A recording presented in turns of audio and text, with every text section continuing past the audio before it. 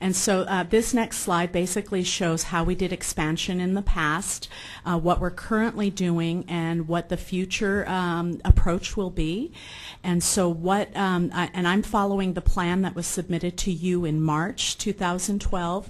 So we have done an analysis of where our numbers are of languages, and our next step is basically what we would have done in the past is at this point contact those schools and let them know who is going dual immersion. I am recommending that we get together all of the principals and have that discussion with the parameters of we need to offer these opportunities to more students and get some more inclusive involvement with some training for the leaders as well as the participants, and looking at the K through 12 configuration, just being thoughtful about what that looks like and doing that within the context of our enrollment balancing. The prioritization needs to be equity and closure of the achievement gap, and that is a challenge because we're balancing that with the world language opportunities for students who are native speakers of English, and we need to serve both. We really do. So lastly, Vun's going to talk to you a little bit about our efforts in working with the ESL staff, because they are the point of entry for many of our second language students, because we can address the attrition piece with native speakers of the language who are newcomers, as well as be strategic in our lower grades in communicating what vacancies we have. The other piece we've identified is that we've been trying to teach English as a second language with a model that's designed for an English-only setting.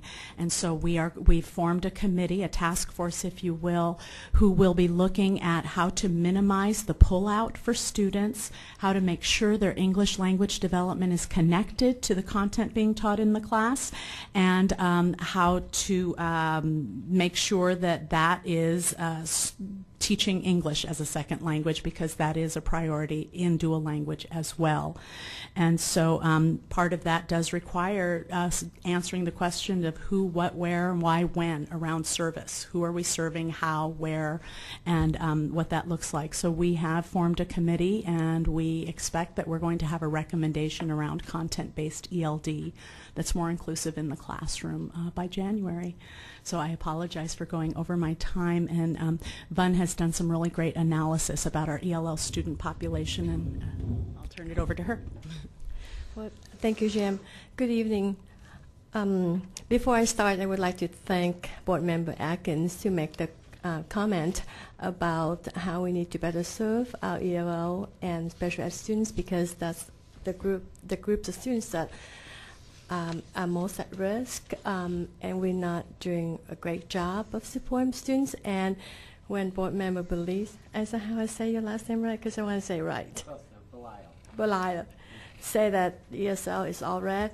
Yes, it is all red, and I know that, and we understand the challenges. But I'm not going to be here tonight just to talk about ESL program, because we need our own sessions to share with you what our ESL program is doing. I'm here to actually support GM about GM in talking about EL students in the dual language program in with our ESL students. So I will share with you the pictures of our ESL program, and there's three main points that I want to share related to the dual language program. So as you see in your graph there that we serve over 70 different languages, and almost half of our EL students speak Spanish, and the next largest groups are Vietnamese, Chinese, Russian, and Somali. So currently we have 4 dual language programs that offer dual language support to our EL students. In front of you, there are 4 slides that represent ESL population with the dual language program, but I'm not going to really share all of that because you have the information in front of you because of the time. But I want to share with you that even though Vietnamese is the second largest language, we currently do not offer dual language program to the Vietnamese EL students. So I also would like to share with you the latest trend of our ELL recent arrivals. Last year we had 145 students from Vietnam, and then from China 110 students, and from Mexico 57 students. Ethiopia 36 students, and Guatemala 34 students. So our Asian student population is also growing. So our next steps with dual language program are going to be to identify a strategy to best serve ELL students within the dual language program, and to ensure that ESL law requirements are met, because we have federal law that we have to meet. So the current plans are that we are implementing 2 content-based ELD pilots at 2 schools. One is at Rigler, which is a dual language program, and one's at Woodmere, who's a non-dual language program. And what it is we don't pull the students out for the ESL service, but ESL is being taught during the content time. And we're piloting these 2 programs and trying to collect data and learn from that, and so that we can